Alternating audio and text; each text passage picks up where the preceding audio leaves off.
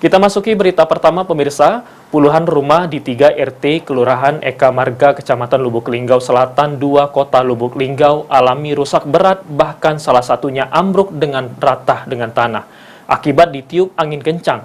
Bencana ini juga mengakibatkan 1 orang warga alami luka di bagian kepala dan harus mendapatkan 19 jahitan.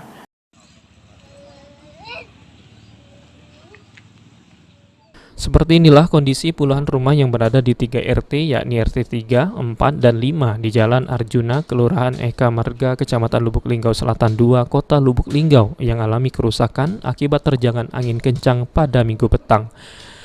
Hujan deras disertai angin kencang menyebabkan 20 rumah rusak, terdiri dari 3 rumah rusak berat dan 17 alami rusak ringan. Bahkan 1 rumah porak-poranda rata dengan tanah. Salah warga dalam kejadian ini harus dilarikan ke klinik terdekat lantaran alami luka di bagian kepala dan harus mendapatkan 19 jahitan.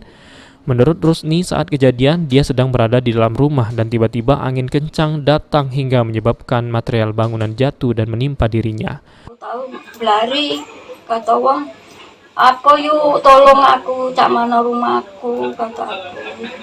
Dan aku tadi tidak baca keluar, pintu lama nutup lagi.